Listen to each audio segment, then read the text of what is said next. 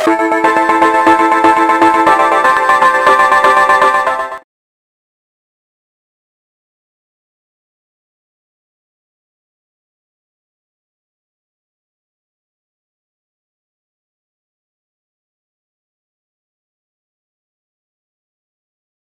have to stand up to be equally dynamic. You see, the questions that were put to us, Pondok Moden and Pondok apa ni? Pondok Tua, old traditional Pondok, and the relevancy of the products of the Pondoks coming out of the Pondok system now, all over Malaysia, all over southern Thailand, all over Indonesia. Can they be employed? Will they have job? Will they have professions? And I think this is the question that all Pondoks in Nusantara, in Southeast Asia, are now facing. How to produce the best students? From the very beginning, the Pondoks were the cradles of Islam here in Southeast Asia. And you know what the word Pondok, Ponok come from? When the Kijai, when the Da'i from Yemen, from the Arab countries came to Southeast Asia, came to Aceh, came to Malacca, where did they stay? They stayed in these ashrams, small hostels. You still have them here. And they started preaching nasihat. They start their da'wah, and the people would go to them to listen, to pray with them, and the neighbors would ask, where are you going? And they would say, we are going to the Pondok, we are going to the Pondok, we are going to the Pondok, because that's where Islam was being taught in the very beginning when Islam came to Southeast Asia. So we adopted the word Pondok as the institution of learning for Muslims in Southeast Asia. Later on, Pondoks left the city, the urban area, and went into the forest, much like the ashram of the Rishis, of the Hindus, of the Buddhists who were here before us. So that in itself, you could see the transformation of an institution which was exclusively Muslim, but transformed, adopted and adapted into the environment that was here in order to teach, in order to educate, in order to produce younger generation of Muslims into the future. So from the very, very beginning, Pondoks have always been the foundation, the bastion, and the cradles of Islam. But the environment has changed. The world has changed. Oxford, for the last 800 years, changed with the world. Continued to expand the frontier of knowledge. Did not stop at only studying and teaching Taurat and Injil and the Bible. But from the very beginning, these colleges were teaching, producing da'is to teach Christianity. But they change with time, they adapt, and they adopted new science, new technology, new fields of knowledge. 38 colleges are 38 small Pondok. University of Oxford is only an umbrella taking care of all of them. So the difference between Oxford and us in southern Thailand, and maybe us in northern Malaysia, maybe us in Indonesia, is that these Pondoks at Cambridge and Oxford refuse to stop growing, expanding. But maybe we in Southeast Asia, when we don't agree on one thing, we can't work together on anything else. That's the difference. So what has changed the environment? You ask, how would the products of the Pondok go out there and be employed? You care about the market. You care about their employability. But you know too, the market has changed.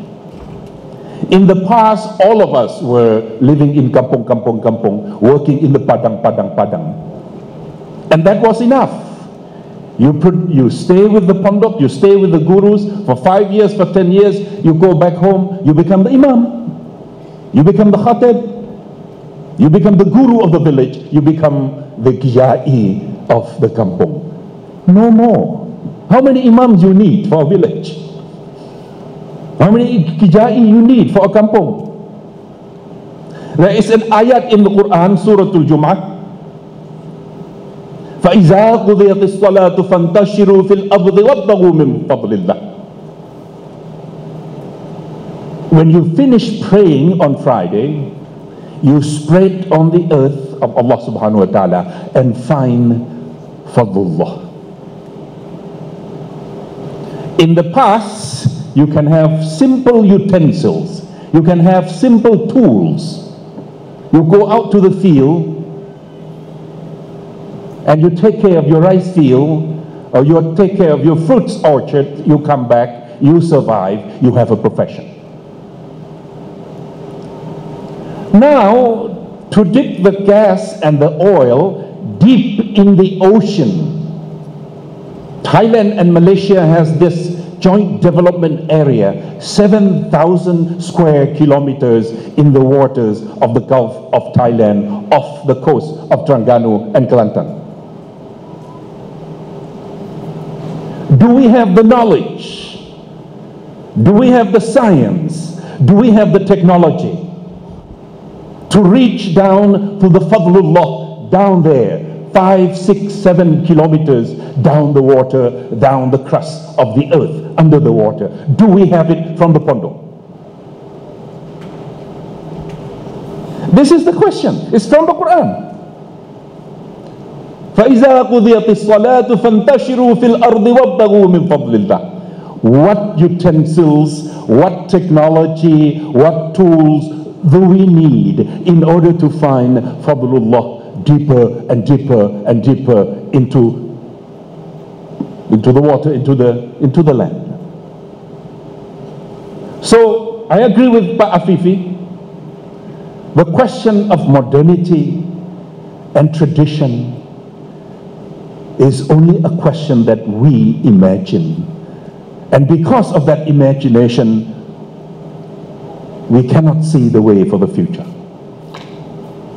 Modernity and tradition must be able to be combined and survive and walk into the future together. You cannot ignore the Pondoks. We cannot stop the Pondoks from growing. We cannot ask the Guru to stop teaching in the Pondok, because for a long, long time, Islam and the Pondok have been one and the same from the very beginning, here in Southeast Asia, here in Tanah Melayu. But in order to be relevant, in order that our students will be finding a life of honor, life of dignity, life of practicality in the world out there, which is changing every day, every minute, every hour, every second.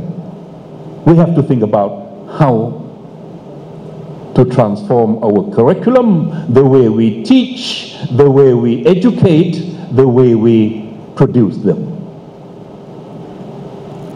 So in southern Thailand, this question of how to become relevant, how to become marketable for our products, our students. Pondok Bantan, 72 years old, 3 years ago, we celebrated our 72nd anniversary. Tun Dr. Mahathir came to speak at our event. And we were searching and searching and searching what should be the model of the Pondok into the future. Particularly when ASEAN comes into being next year in Kuala Lumpur, when Malaysia is going to be in the chair of ASEAN. 600 million people will become one community.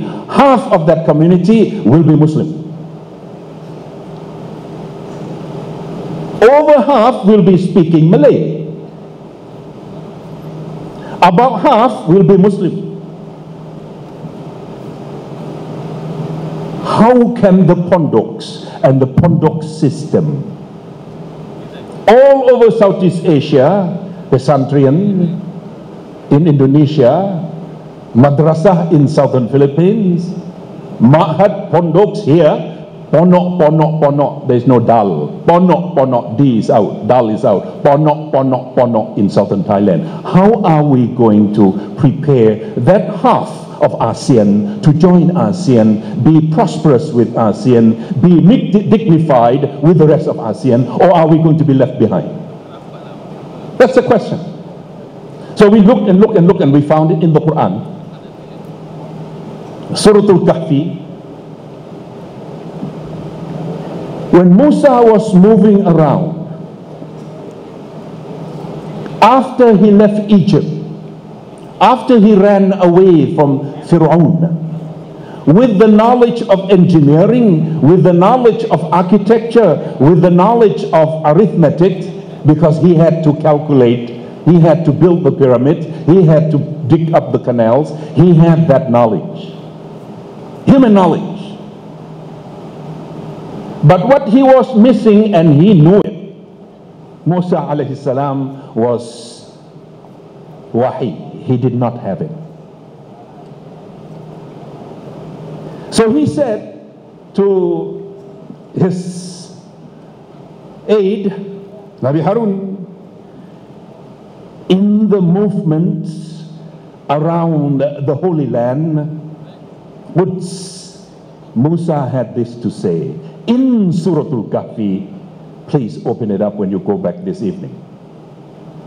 Musa said, لا أبرح حتى أبلغ مجمع البحرين.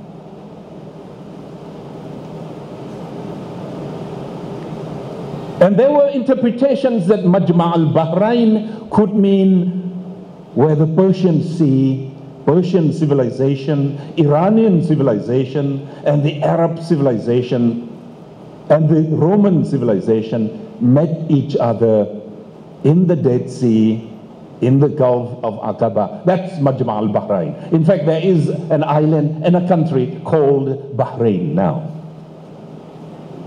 Some said, no, it's Mediterranean, where the Roman and the Arabs and the Persians and the Indians met each other. That's the two civilizations, Majma' al-Bahrain. It was Al-Baydawi who said, no, none of them is the correct interpretation. Majma' al-Bahrain means wahi from Allah subhanahu wa ta'ala. One stream of knowledge. The other one is human knowledge, which Musa alayhi salam already had in his mind, in his chest, because he was brought up in Egypt with the Pharaoh. So Majma' al-Bahrain became our motto. Much like at Oxford, Center for Islamic Studies, Oxford, for the first time in the history of 800 years of Oxford,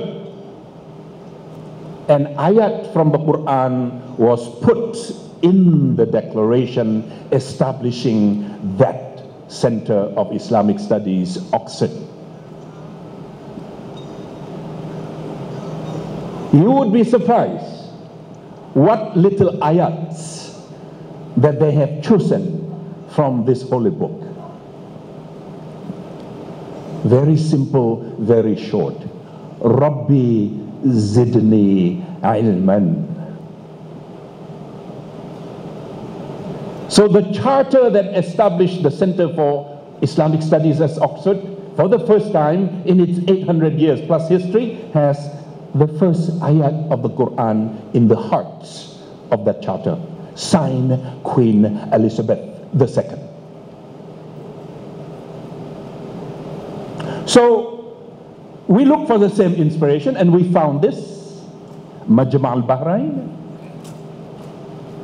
We want our Pondok and our Pondoks in Thailand to be places of knowledge where the two streams of ilm converge. Majma' al-Bahrain.